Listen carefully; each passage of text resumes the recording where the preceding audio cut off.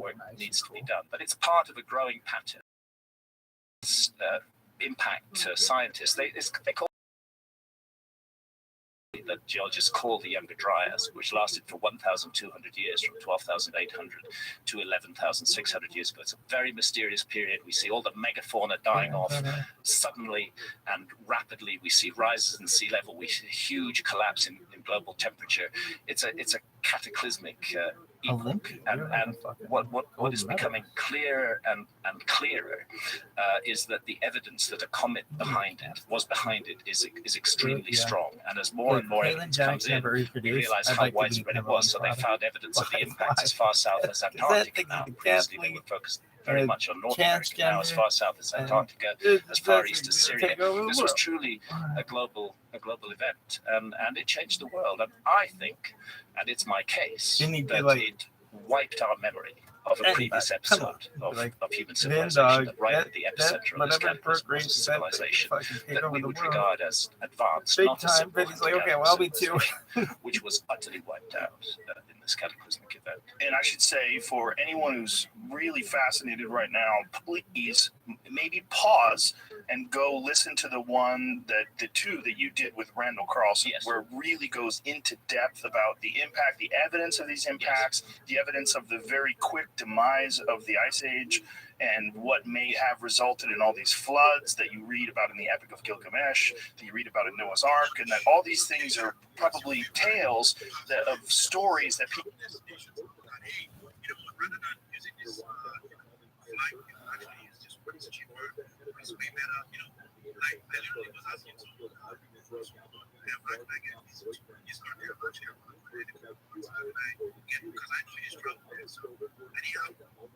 Why don't you?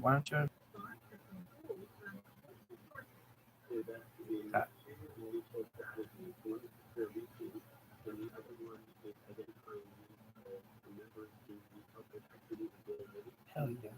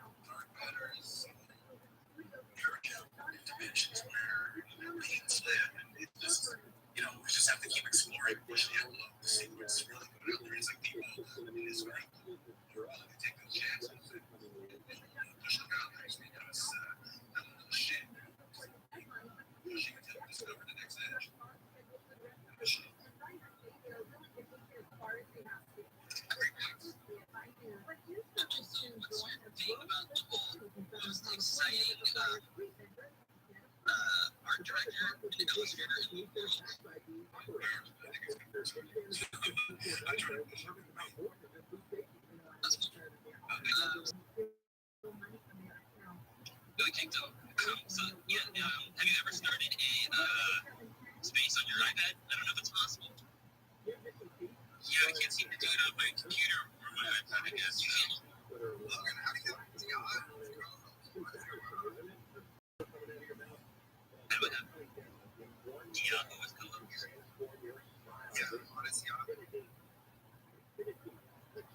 I'm not sure.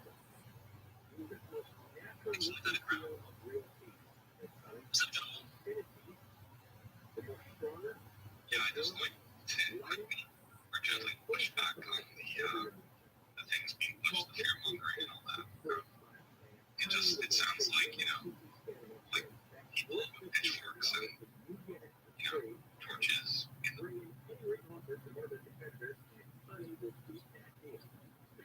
perspective.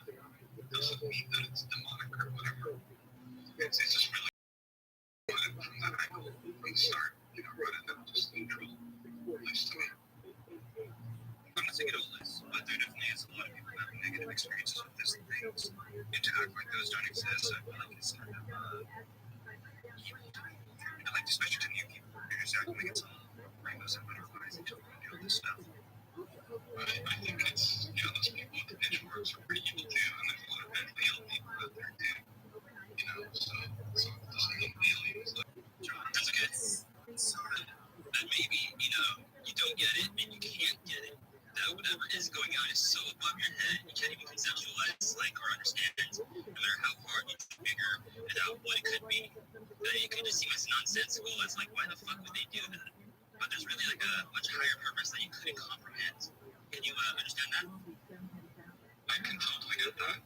I mean, the idea of some stupid demon thing that, wants to manipulate people with evil, that thing is not something that's, really out there, That's just, to me, the best case that's documented is Polaris, which is the 70s, and that was fairly people that fled town. It was a two-month thing. Played in priority, the ones getting attacked on mass hysteria. No, or is that like a CIA project? That's the one that I'm most open to explaining it that being human. But even then, I don't think that, but I don't think that,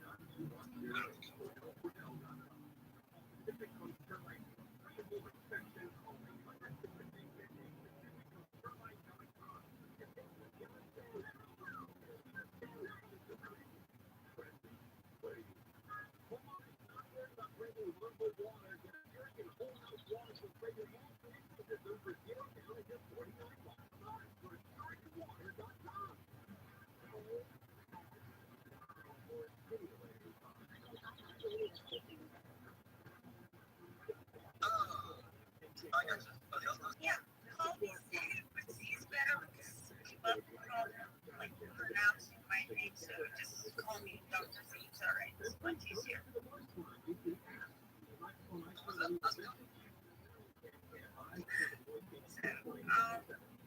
it's nice to see you, Mello, John, or Slogan. Thank you for, sending me the ley lines, which I asked for. It's quite interesting. So, actually, John has an interview probably because they just not going to the US or he then meets out there. So, but on the serious note, I believe that, in a person, who is manifesting psychiatric or, schizophrenic type, symptoms, right? When they actually, pick up sassy, when you read an exorcist, these people, they submit to phenomena which cannot be explained by neuroscience, by neurologists. So when you look at these people who have no prior history of any mental illness, who are perfectly normal, and then all of a sudden they come across a set of phenomena, they have a history where they're discussing a particular experience which has caused them to end up in a certain way. So no medical history, no psychiatric history, no family history. The doctor cannot find anything on the spiritual side should also be looked into to understand that there may be a spiritual solution to that problem, because sometimes the doctors cannot find any solution, and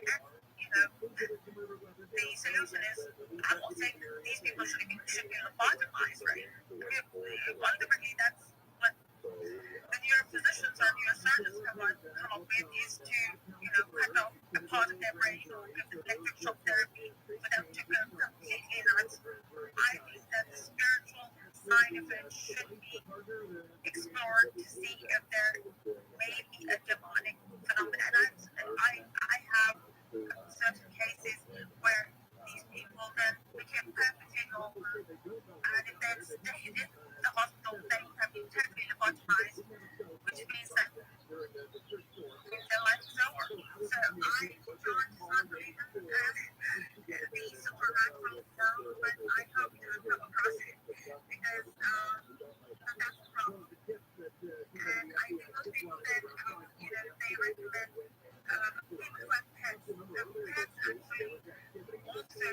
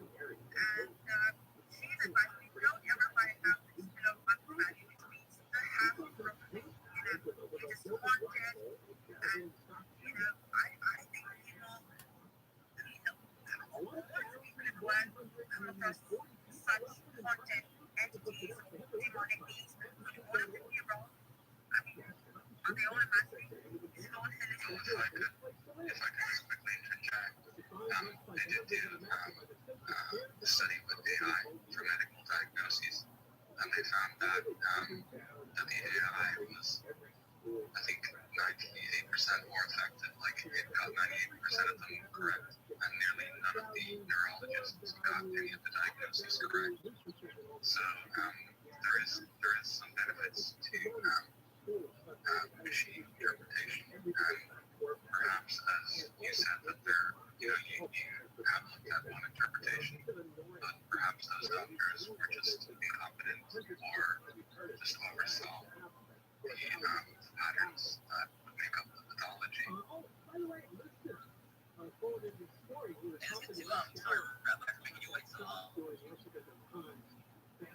No problem at all. Thank you so much for the opportunity. Logan, I've been on spaces. Can you hear me? I've been on spaces for a few months now, and I just want you to know, I think you personally have the most interesting Twitter spaces. The discussions are really interesting. The topics are always open and interesting as well. As for the biggest mystery when it comes philosophically, I think that really any kind of paradox is really interesting to me. So if like some of these are like self-reference paradoxes, like saying this sentence is false, or I know that I know nothing, like these Socrates like is purported to have said that. Any kind of like perhaps the grandfather paradox in time travel, those are things where I just basically think that we as humans can't come to types of like paradoxes in philosophy. What do I think the biggest mysteries are in the world? Really how the omniverse works. So basically, like you've got the universe and then the multiverse, and then all of that's combined for like the omniverse. I don't know how all of that necessarily works. And then finally, I would say one thing that basically like the draconians and how they work in the universe or the multiverse or whatever. Basically, you've got the Galactic Federation versus the draconian reptilian race, and I really am very interested in how those types of like alien wars work, I guess, and So with that, that's kind of what keeps me up at night. What do you guys think of that? Have you heard of Dan Sturman? Yeah, and it's a guy that kind of was the one in the 90s wrote a book about it. He like communicated with the ET, like telepathically. I have a little bit, but can you brief me more on the subject? That's really the gist of it. He like communicated with these like ETs, and they kind of told him like all kinds of information. There was like some stuff he wasn't allowed to ask, and I mean, what was interesting about it to me is that like it was written back in the 90s, and this guy wrote this, right? And but a lot of the stuff that the aliens said was really true now, though, which kind of made me prepare yourself a little bit. But yeah, it's just something I don't hear it talked about really, ever. So I just thought, feel better. So that's why I bring it up. But Is that the book Above Black? Project Preserve Destiny? Okay, excellent.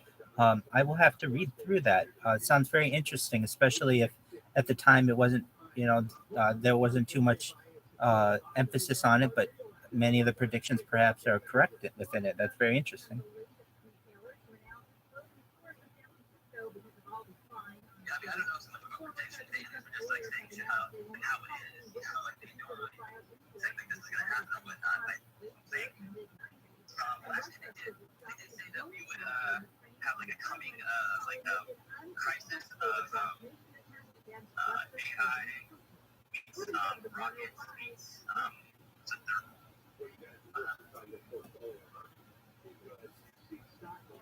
So maybe it was nuclear. Something I think maybe, I can't remember, but yeah, it's kind of funny that like at this moment, those three things are like kind of really big right now, and those are like the three things they said would be really big when like really bad things start to happen. So I just thought everything was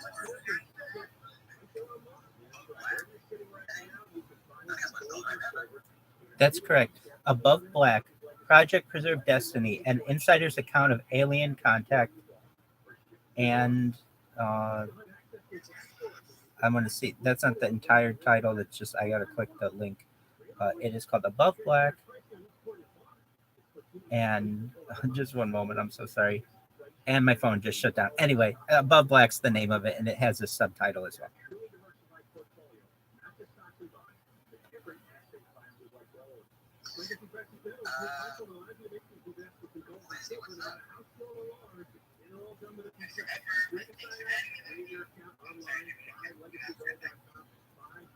Oh no, you're absolutely fine. Go ahead.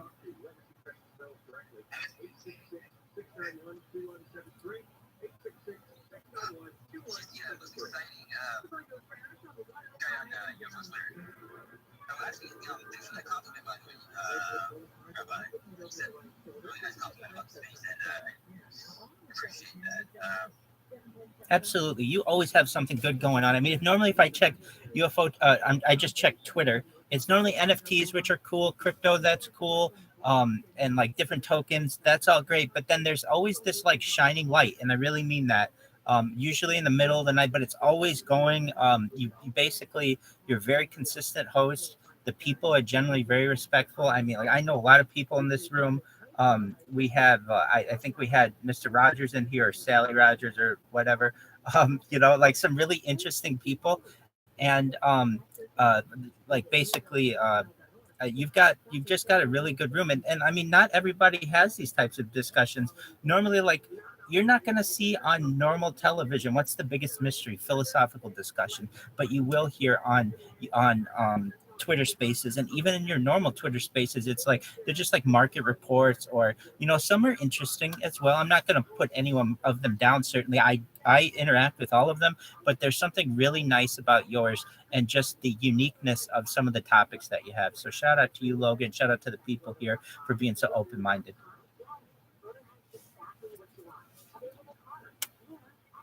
Jesus Christ. Yeah, that's a hell of a compliment you got there. I appreciate it, brother. Yeah. I was just curious. But yeah, I mean, I don't know. I only do this because, I don't know, I do love it now, but I started doing this with the Congo was when I read too, like randomly on one night, and then I remember like doing this space, and I remember like thinking how fucking awesome it is, right? And I want to do these like every night. So you don't like talk to anybody about some of these things that like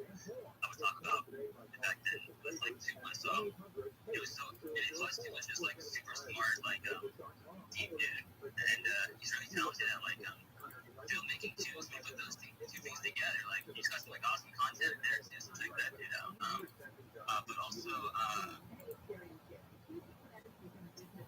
yeah, mine's definitely coming up because to be proper with some spaces, but then it's working or doing other things, and also, yeah, if I need to like, or the thing is, I needed to like be in a space, but there's wasn't around, so I started doing spaces, and then, other people have, like I said, need to be in a space to, to talk about. You have no idea how many safe spaces you have created for people to come and just decompress or relax or share or get their mind off shit or calm down from their experiences. Like, you got no idea how many people we've affected. And I don't think people have them out because some of them are just listeners who just come in just to listen and feel some sort of like recognition or feel some sort of connection with what's going on in their life, right? Who knows how many people feel comfortable sharing more, but because here you are being vulnerable and being open, you don't need to create a space for people to feel, right? My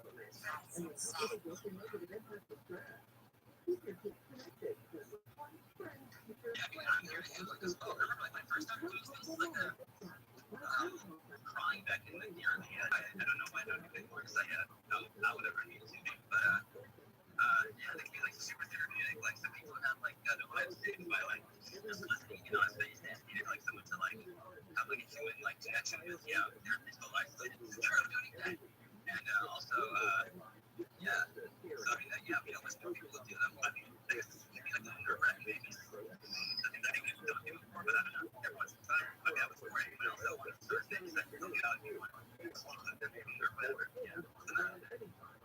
It's a place for people to come and be silly and have fun though too. I think sometimes I come here because it's like shit's going on. I'm like, I just want to like relax and talk about fun stuff and like, make dick jokes. And sometimes that's fun at 2 o'clock in the morning too. I don't want to be all like serious all the time, right? So you provide both, it's not just one or the other.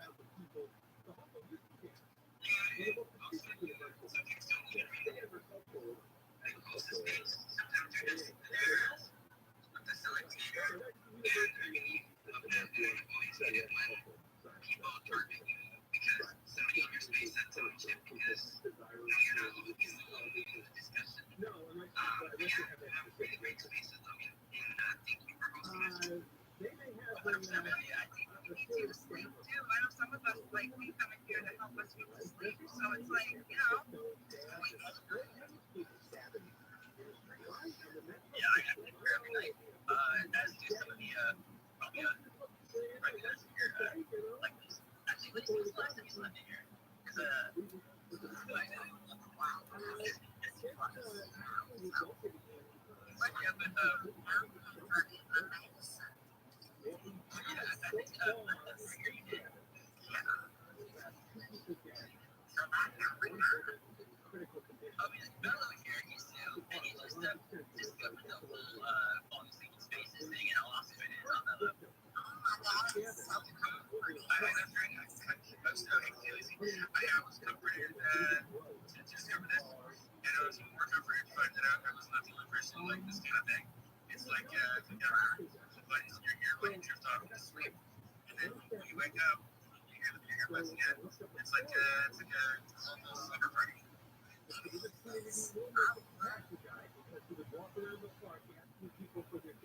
I mean, I don't see myself as like I said before. Saying again, I don't see myself as a host, as like a facilitator, right? Like I don't know, the hosting is just too much responsibility for me. It's too much pressure for me. I don't know how to like do that very well, but I try to like moderate as best I can. It feels like I don't know. I don't know. But yeah, back to the discussion. What we're talking about. Speaking of life, right? Biggest mysteries of the world. Yeah, so Rabbi, what's the biggest mystery for you? Boy, well, aside from those paradoxes, because I think it's just points where my brain cannot compute. And I don't think anyone's brain can compute. I think perhaps we might be able to maybe adapt and create larger brains that may be able to somehow figure out some of these paradoxes. But basically, when you have a paradox, it's like you have something that exists but simultaneously doesn't exist. How can this be? And they're very interesting. So I mean, aside from those, really, there are some questions that I certainly have out there for the world, like in the paranormal world. Like, does Bigfoot exist? I'm still not, like, I've been studying it on and off for probably like 30 years, and I'm still, until one is like you know, in a zoo or something, or like we have a body of one. I don't really know. I know that like sometimes Bigfoot has a lot to like connections with UFOs and such. So that's one that I'm not 100% sure on. And like ghosts are another one.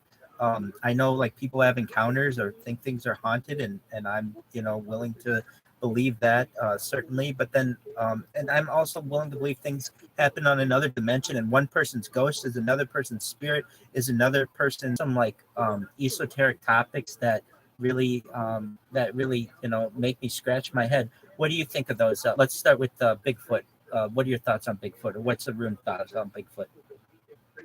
Yeah, I think before I came here to like UFO Twitter, I thought I knew a lot about like the phenomenon, but then that really like brush up on like my knowledge about stuff because there's like really heavy hitters on here that like have debates with about different aspects of the phenomenon. So when I first came here, I thought Bigfoot was just like nonsense, right? And now I think it's just totally real. I don't know, like my adventure, my journey, like it's like believing in Bigfoot was like I guess maybe he is real, like I guess maybe he's like how is it connected to the phenomenon? Is he like just a shadow person wearing a suit? Is just like a gray wearing a suit? Is it like just like some other like ethereal like part of like our world that like manifests as being to like kind of like control system, right? Or is it God knows a million other things, you know? But it's definitely something I heard what's his name, L.A. Martinez at a talk once. He said that L.A. Martinez was like a very like he looks at the paranormal like the Christian perspective, so they have really big Christian that he says that they are Satan's minions, and that during like the end times, all of the Bigfoots around the world, they'll come out of the shadows and come together to kind of annihilate us. So that's one aspect that comes super like interesting about all the different kinds of stories about Bigfoot. I thought that was super interesting. So I don't know what you think about Bigfoot. Oh boy. No, Lindsay, you had your hand raised. Please go ahead.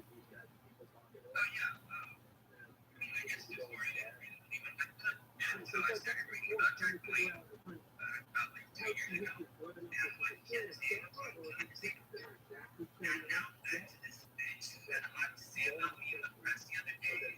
Red Rogers, what's good?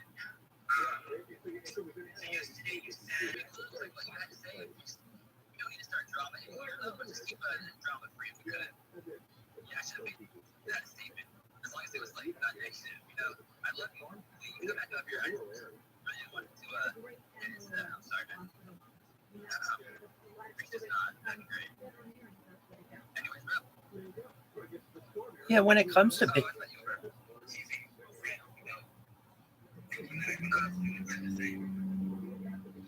thing, just please don't detonate me, bro. Okay, my name is right there.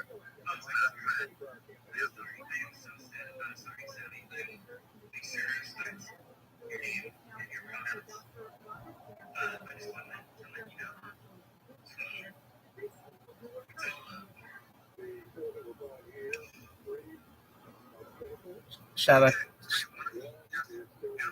Shout out to Sally Rogers.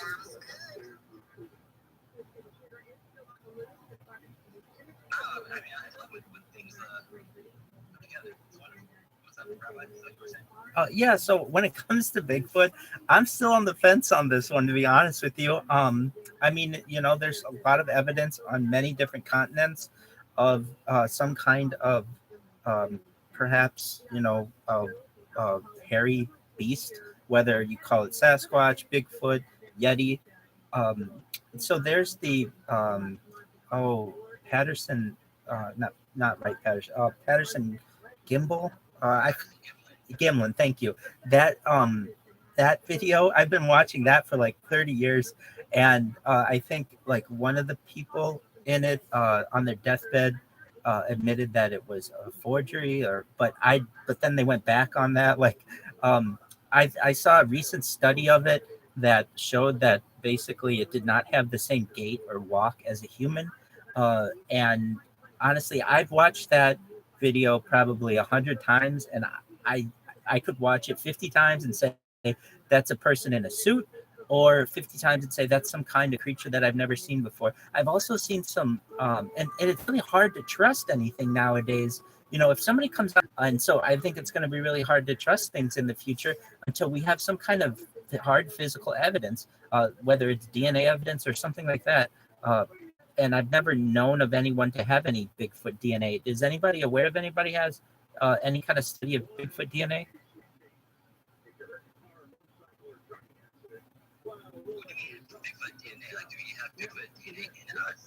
No. I mean, just to say, like, maybe we don't have a body, but maybe there are hairs or something like that we could test and say, oh, yes, this is definitely a different kind of creature that, is a certain kind of specimen that we just need to study.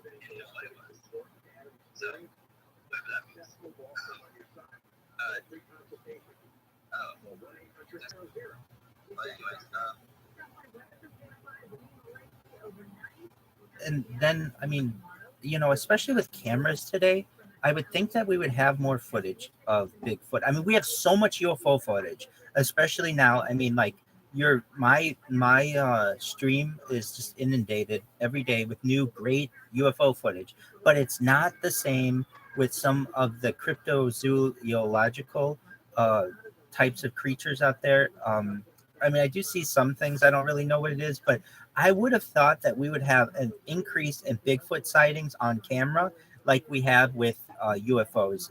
Has anybody seen a distinct increase in the type of like Bigfoot sightings that we've had now that we have cameras that are so relatively available in modern society?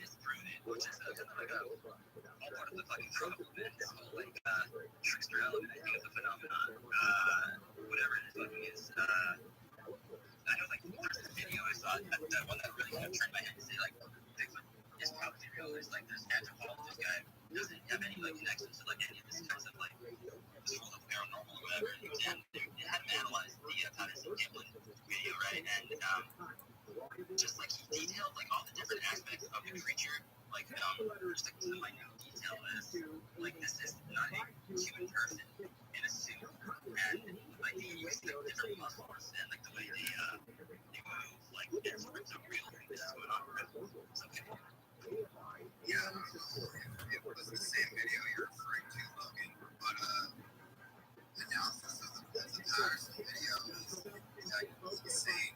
They look closely, there's like a strip or like a stripe of like missing hair on its upper thigh. And the guy analyzing it could not figure out what was going on. And then, he was analyzing these still frames. And then he realized he just played the video in its entirety, in full motion, and realized when this thing moves, it has that iconic Sasquatch motion with his arms. His hands will scrape against his thighs, and that wears his way, his fur, his hair on its upper thighs. Also, a close analysis is lead people to believe that this is actually a female. You can see some pretty decent breasts on this Bigfoot famous Patterson's. As far as that police refer to them as a female, I think true. I guess I can't assume gender, but have breasts. As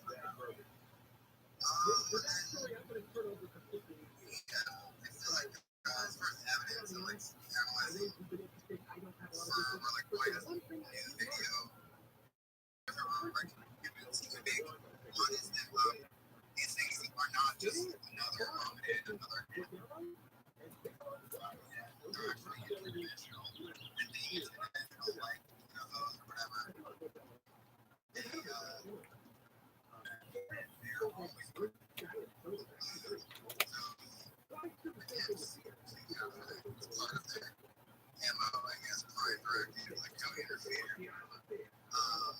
That's maybe like the bullshit argument. Maybe it's true. But I'm pretty clear in the video the other argument is just the god of the gaps, right?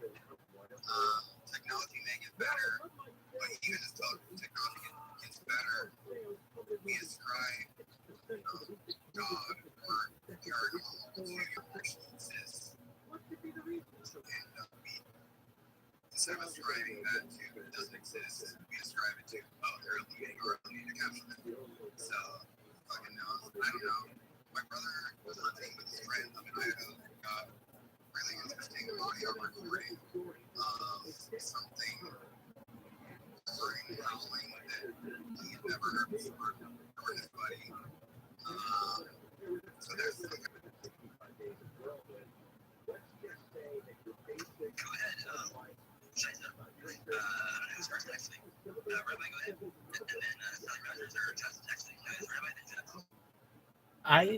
Justin. Those are really great points to Kimball.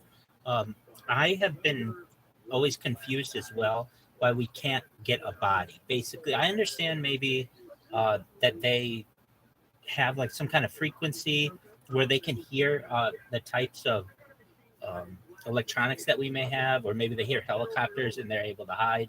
I understand that. I'm not 100% on that because we can surprise them and things like that. But I mean, theoretically, they're mortal if they're like another kind of animal. And if they are, then then why don't we have a body of one of them that's at least found? And maybe we do, and just that goes to some kind of clandestine group. If they do exist, they have something to do with shapeshifters, perhaps. I mean, if you can be a shapeshifter, you can basically be whatever you want. So you could be a reptilian, you could be a hairy monster, you could be whatever you want, and then disappear when you die, or even if you don't die, and like evaporate into the ethereal world, and we never have any evidence of you. But has anyone ever, I've heard of people who have like said that they've had Bigfoot in their trunk, and then they like open up a little exhibit on the side of the highway, but then it turns out to have just been like an ape or something like that. Has anyone ever had any evidence of, and I'm not talking like the giants of the Smithsonian Institute either, I mean like the last 100 years, has anybody had a Bigfoot body that they're aware of?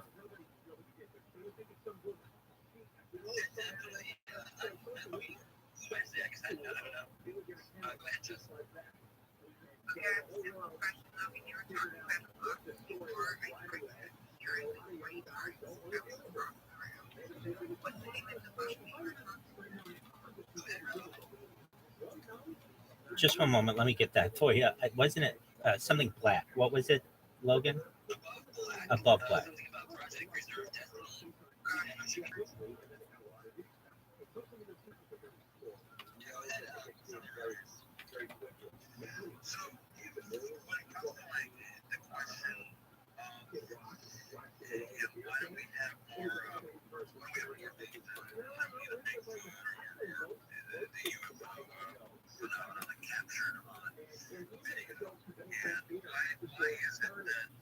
Oftentimes, the experiencers will say that, they took a video of what they saw, and, it looked nothing like what they actually witnessed with their own eyes.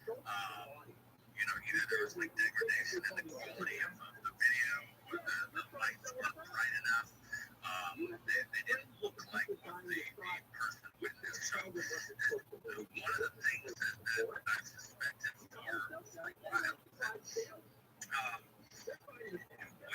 with analog, which is what we see in the natural world. So when we're looking at things in the natural world, we see a big ball of light or like flying, over the tree line, whatever. We are receiving that through our senses in analog format. Okay, meaning that what we are seeing is infinitely variable. But with digital video, when digital came about, digital audio video, okay, so it's presented as a sequence of digital data. And what I mean by that is just like with, for example, Snapchat and the filters that we can use on Snapchat.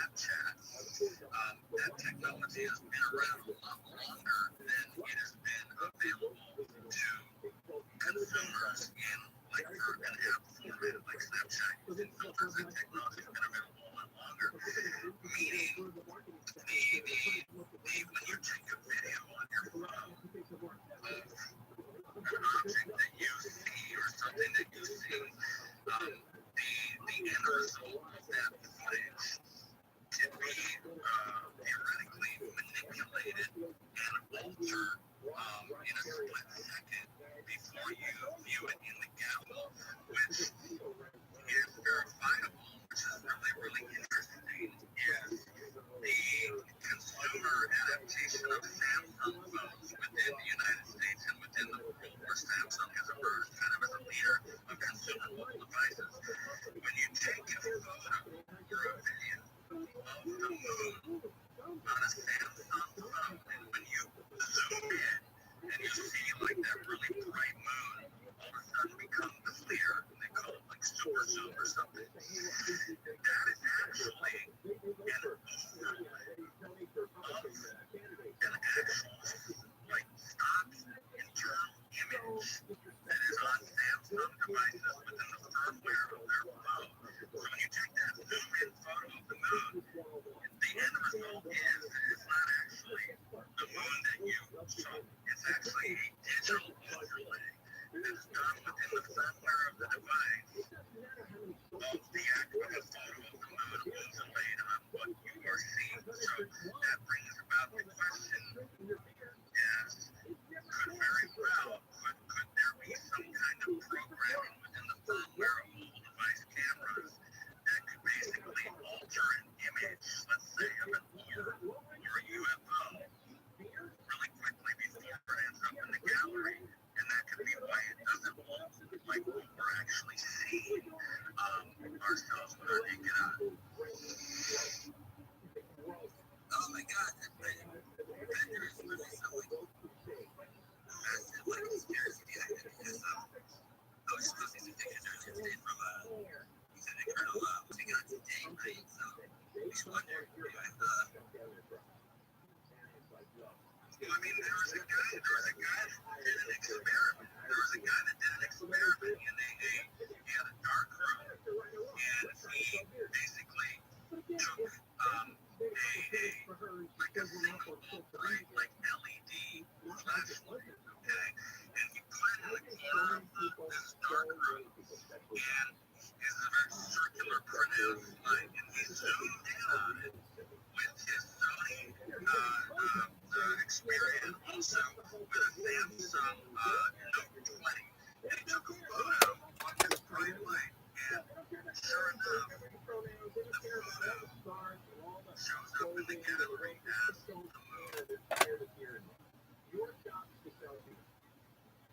Go ahead, let's see.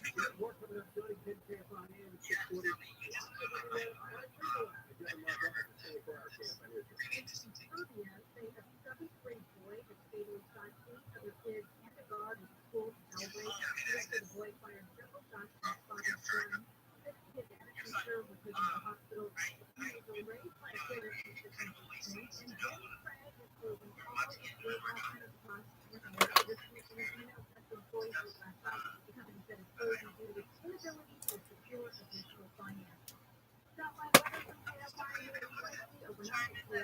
Sally, I looked at you, I checked the compass, and the compass is way off compared to the compass. Oh yeah, it's totally off. The compass on the phone is only based on like a digital signal of reference as far as the phones have a lot of internal measurement devices, but it's actually coming from like the GSM network, basically, and that's why if you look at like an old like military compass, like a big compass, and you compare it to the compass on your phone, it's gonna be totally different. The compass on your phone is going to be based on whatever the most recent entry for true north would be within like the databases, right? So theoretically, like, and I've been doing this, I kept actually like glued a military compass down on like piece of ground outside, and like it's permanent. Okay, so I've got this permanent compass outside, and I've been taking photos of it like every week for the past 4 months, and it's moving. Like this compass has been moving, so something has been happening as far as when we know for a fact that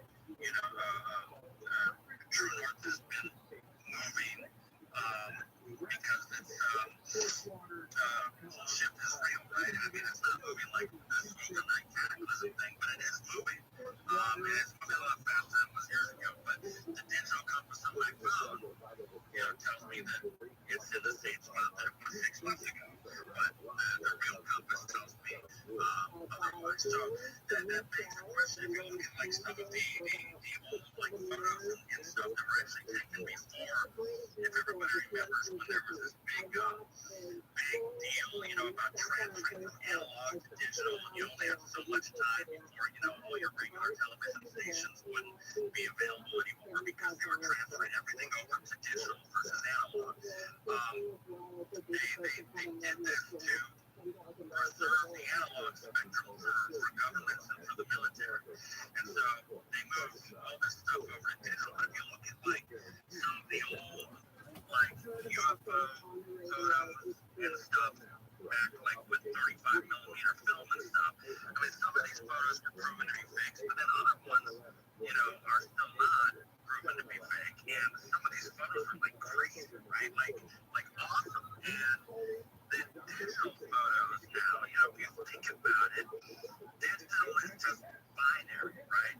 So if you look at the control structure of like how, we're supposed to have very limited government, they want to dip their hands in everything, right? With digital, theoretically, like digital could be totally manipulated, right? So you can take a photo or a video of something that you're seeing where your like mind is blown, the biggest experience of your life, and it can turn up on the gallery of your phone as something totally, much smaller, right? Not a big deal. It makes you wonder, how deep their hands are in the digital spectrum for phones and stuff. Because, I mean, when's the last time, you saw somebody out looking at UFOs with a 35 millimeter camera, right?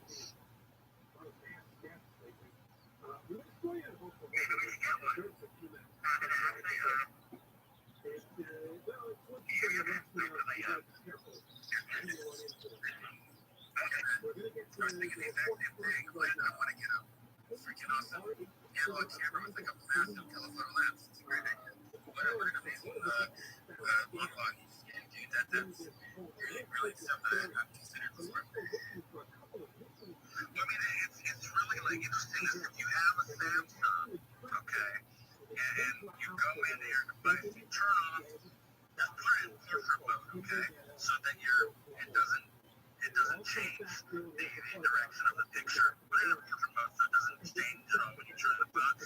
I swear you go outside, if you take a photo zoomed in of the moon, okay, then turn your phone like 90 degrees, take another photo, then turn your phone upside down, take another photo. Guess what? All those photos are going to be exactly the same. They're going to be exactly the same. So I'm basically, see my iPhone or just have some. I mean, I don't know. I don't have an iPhone, but if I could guess, I'd probably say yeah. I mean, it seems whatever was written into the Android code for Samsung, phones in the firmware. I mean, it's pretty clear. In the deep documentation, I mean, they literally describe the moon overlay for the super zoom feature that they have. And so I'm guessing it probably is in iPhones. Yeah, I remember hearing about this on one of the tech YouTube channels I follow. They brought up this feature would do this, and I think they might even have mentioned the moon. But it's funny. But I kind of see it in my head, but I didn't think about it in terms of using morphology and stuff. So that's really great. I don't ever want them to see what they have on the Apple, but it's like sort of minor differences in different companies from that standpoint. But yeah, I want to get one now.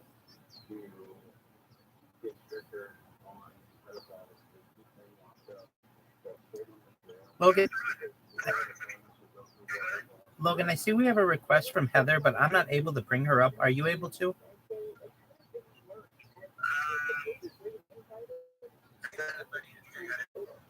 Thank you.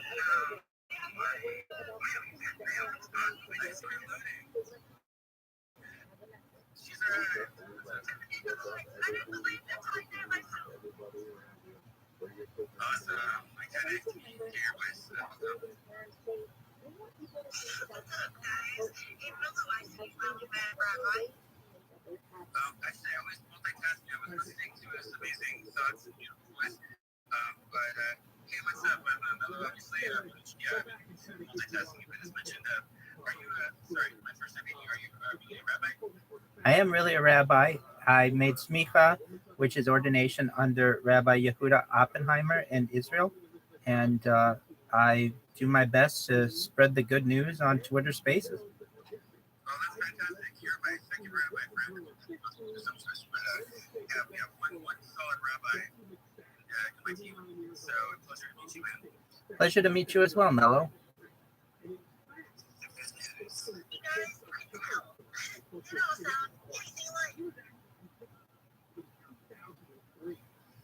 I've never heard that. Someone said, who sounds like, supposedly? This is the rabbi people were talking about, and you kept getting flustered. You didn't know who they were talking about. You thought they were calling you a rabbi. Oh, you're my doppelganger rabbi. How fantastic. That's a beautiful thing. I love being amongst good company. Doppelganger rabbi, that's fantastic. Okay. Were you here when I was explaining the sort of meditation and communing with ET's project we're working on? I was not. Please brief me on it. I'd love to hear about it. Oh, thank you, friends. Yeah, I don't want to be a broken record here. That's the wrong one. Okay, nothing else. Right.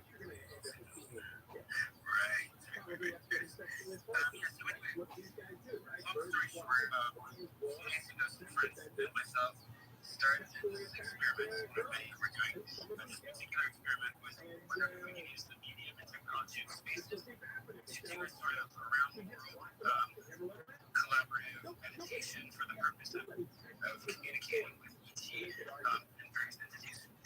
And are you familiar with like Skinwalker Ranch TV series? Yes, I am. And Bigelow Aerospace. Yeah, you may have recognized that there was a rabbi, for example, in one of the episodes of season 2, maybe. I haven't seen it. I just know of it from Coast to Coast AM. Well, anyway, so it'd be cool to have, at some point as you're tweeting and stuff, someone doing rabbi type verbalizing. What's the one right? But anyways, it's to recite something from the Bible or choice or some ancient scripture or something, and use it as part of the very well-intentioned communions we're trying to do for the purpose of peace, love, perhaps like doing us a bit of a taste relief from World War III. It's related nuclear.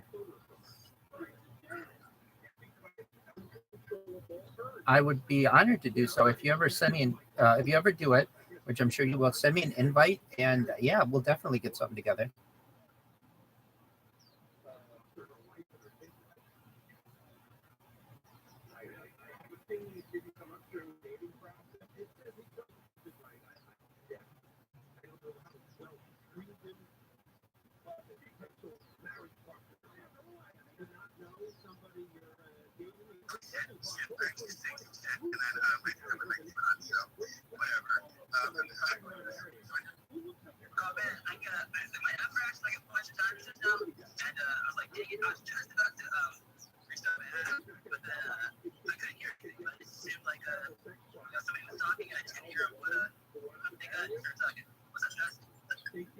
Did you see what they did to the Kremlin?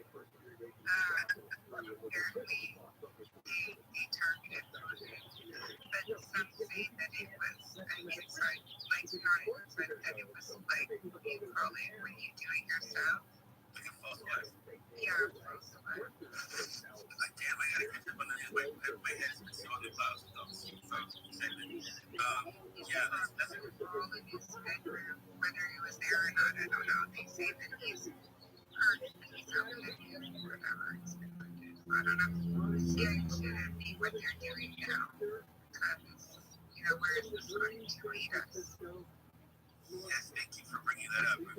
Wow, yeah, I see the urgency of trying to, I think, there are some minor risks, I guess, in people shopping cars to do it. Unless they do 100%, like, it's their own idea of the good. But again, I guess worth the risks because, the stakes are quite high. This world isn't going to get better without something like nature. Everything's got to be tried at this point. And it's also really fun. We're going to have a Rabbi too, so I'm going to actually send it out to you, by the way, like a lovely doppelganger. I just follow you. So you can follow back. I'll send you an invitation. Already followed you, my man. Oh, thank you, sir. It's an honor. What's up, man? So yeah, it's really fun. I can't be myself too much this me, but yeah, this morning, sorry, right after sunset last night, I was like outside by myself, vlogging, and I was kind of practicing the whole process of the intentions made, and yeah, it just, I don't know, I saw it for the month. I was like moving around quickly, like kind of up between and behind the clouds, and then I didn't see anything like that happen. So it was, I don't know, it wasn't like contact, but it was certainly exciting. Like a little tease. Now, is there a reason why you're doing this? Like, are you looking for something? Well, I'm doing Monetary? Is it spiritual? Is it on the above? Like, did something bring you to want to do this? What are you actually going to do? yeah, sure. I mean, some of it I can explain. Some of it's kind of personal, so I don't want to talk about it, live in front of the world, potentially. But I guess I was talking about generalize some of that stuff. If you like to be happy, more details on kind of girl. But yeah, I mean, this has been like just my preoccupation since I was a kid, first of all. So there's that. My first teacher was on the same subject in the process, baking, which is a very difficult process. I did way more research than necessary. I enjoyed that very much. And then I've been, like the rest of you, I'm sure, just obsessed with it all the time, generally speaking. But then it gets some water here, so I was kind of right. But then I had a very sort of tragic personal life thing a couple of months ago, right? And then as a result, I had a lot more time and freedom on my hands. So this is something I wanted to do very much, and it's part of like a memoir I'm writing as I sort of do it. I want it to be like a literary form, not a documentary. I want both to sidestep the cliches and the sort of propaganda that have been levied or whatever I use against this topic. So I don't want it to be another I produce TV, but I definitely didn't want to make this like a freaking History Channel show or Discovery Channel show, And so I kind of want to do the opposite, try to make it something that's fine, yeah, so those are and this is something I feel is spiritually worth for the people to just describe. If there are some teas or other people system, don't you think it already knows what you want to do? Don't you think that it's bigger than just this chat room, just her ideas? Look, I'm not thinking like to kind of like solve it alone. It's just the first step towards something. If it works, maybe it can be documented. Other people can be brought into it. If they're, and also like the people should know what's going on with this stuff, not just things are being secret. I mean, this is about disclosure. It's about. I think you should make sure you do not disturb the sea life. You're actually going to Yeah, and we talked about that. Sure. I thought it was for sure. I'm sorry to interrupt you there. I was just trying to say something that, I remember you saying that the other day, and I've been in touch with numerous people at the Scripps Institute for Oceanography down the street. And I've been meeting one in a little while. And hopefully this week, so yeah, the point of that is to have them on board. I don't want to confuse people too much because we haven't brought up the ocean very yet. For the using spaces as the medium. Does that make sense?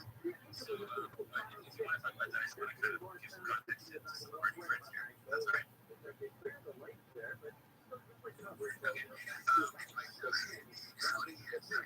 Sorry, what were you asking? Oh, I was just trying to explain the thing about trying to make contact with using spaces, right? But then I thought, our friend Jeff here was asking a question about the next part of the project, which is the ocean, exhibition loop. So I just wanted to make sure that people understood what I was talking about. And I also didn't want to occupy too much time to answer any questions about stuff. If there's other things you want to talk about, so up to you. It's keep that other stuff in mind, say like that. Yeah, just go ahead. Okay. The next project will be somebody else I've been working on is memory space specifically has been leading into under motion entity, they're supposed to be there. And then it starts with like movements thing up here where it took place a bit south here in Baja, California, where maybe Tyler saw do all kinds of crazy things, like a tic-tac, and eventually like disappeared in the ocean.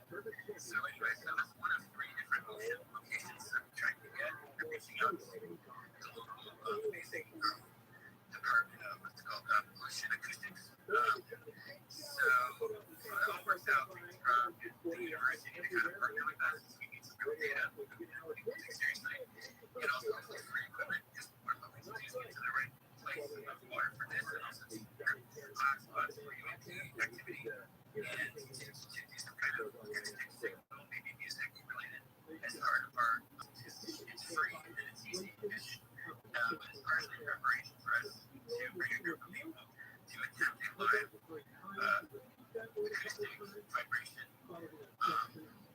sequence of music vibrations down straight to the bottom of the ocean at the appropriate places where there might be 2 different underwater bases and where these are people's references and some other anomalies in the sky. Do you think you're gonna have to camp out for like several days or something to wait to get some sort of response? Or do you think we'll have I don't expect anything. It's just to see what happens. It'll be fun adventure regardless. But that would be. I'm not assuming we're going to do like some of the first locations I told you about, which has to be supposedly underwater, like so grass outside of Cap County, for example. Like if we're left, first of all, we might not be allowed to navigate our boat there. So let's say if we get told by like certain people to turn around. At least we have some kind of data point suggesting that might be a real place of interest, So each of these things, I mean, it's gonna depend on the budget, So, if someone's, like their friend's boat, we can use for free, fingers crossed. If it's something to do for a long period of time, it just depends on logistics, like, hopefully, tons of underwater figures from the university. So, just kind of depends what we're able to do. We probably won't have enough money to either for a couple days. That's okay. Let's go back to obviously that's going to be pretty up. No, but they get to do it where again? Over here in Catalina, in the spots I showed you? Yeah, so I'm going just pretty new source of research things that are perfect. Like I said, probably start with more north of us in our country, So the cattle is the one that is one place to go and hang out. We can get that done in one day. It happens. It's fun regardless. Damn right, it's going to be fun regardless. It's going to be a fucking boost roof. It's going to be a bit of a boost roof, yes, a little bit. So, yeah, I was just thinking about this, thing that Jay Dennis was saying about the false flag thing with Russia, like the, like I can't believe, like, this thing is too big, when I first came to Twitter, the first reason I came to Twitter was because of this whole like war thing with the Ukraine. It's like they're like on Ukraine wars and they're about to go in, and I don't remember what it was that brought me to Twitter. The reason it was something on Twitter specifically that I could only see on Twitter was the reason. I don't remember what it was, but I came on Twitter and I just ever since then I kind of discovered this whole UFO community on it, and I just never left. But yeah, the whole was the reason I came on in the first place, and I can't believe it's still fucking going on this whole time, and people are dying. And I don't really get it. It's ridiculous. I mean, anyone like nonsense. I was looking at this thing like behind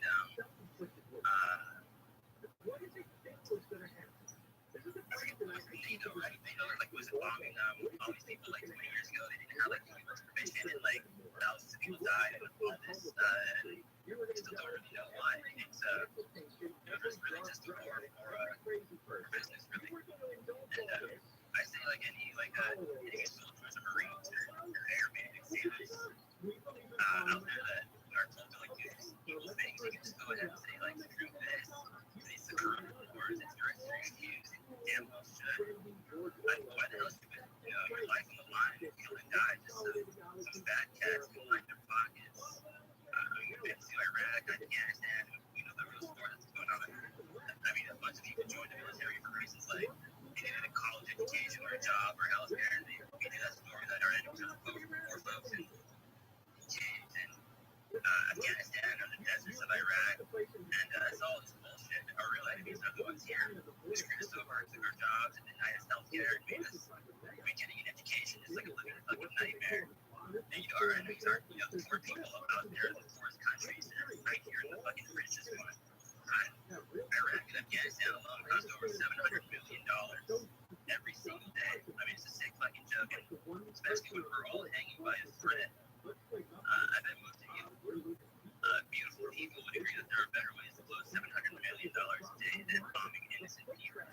We can rebuild the countries we wrecked, take care of our veterans, give everyone health care, education, and jobs, and a roof over their heads. But the government's not interested in doing that. They want to end the wars and use money for something worthwhile because it's not our government. It's a government for the bad cats and the people that are infiltrated in oil giants and defense contractors who own it all. So I think you just gotta like what you were saying earlier, you just gotta fight that a little bit, shut down the workplaces and the schools and the streets, and just fight until the greedy bastards in power listen to us, the people. We just don't stop fighting until there's no more bombs and bullets and soldiers and wheelchairs and families being ripped apart. I mean, I think we should be done with all this imperialism by now. We should just start, I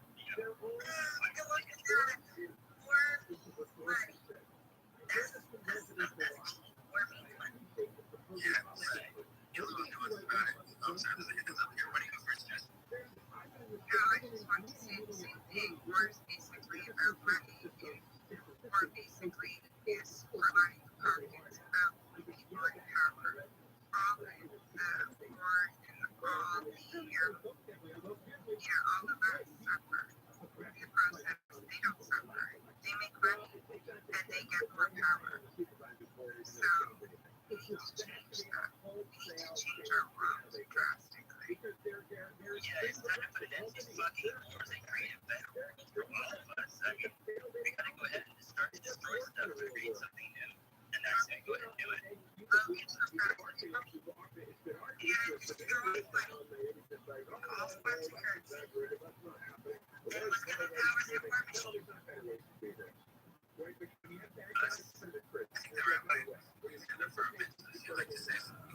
Oh, actually, let's have mostly conscious Mike go ahead. Mostly conscious Mike, go ahead, please.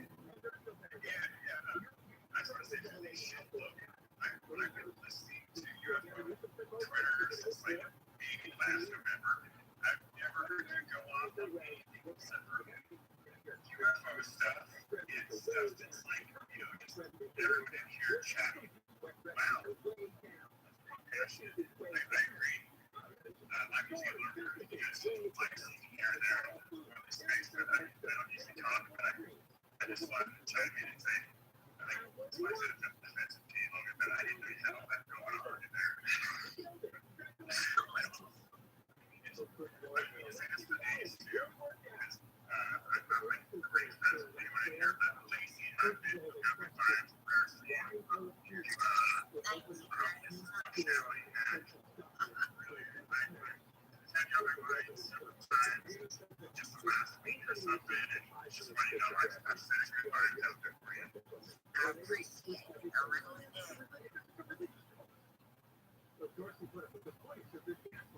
Go ahead, Rabbi. What's up? I think that really Thanks, Mike. the enemy, perhaps, of the 21st century was and will continue to be the Taliban. And it's like we arm these guys. It's controlled opposition. If you've seen, we dropped off like thousands of new Humvees to them. They have like $100 bills that are sealed, all kinds of like weaponry for an entire like a new mujahideen essentially. And I really think that the fight will continue in Afghanistan, perhaps for another 100 years, as it happened 100 years prior. Has anyone seen some of the things that we've left for the Taliban in Afghanistan? It was unbelievable what I've seen. Yeah, they fucking idiots. They said it was cheaper to leave all our shit there than to bring it back. I can't believe I heard her say that. Yeah, some airplanes hung up in kids' riding.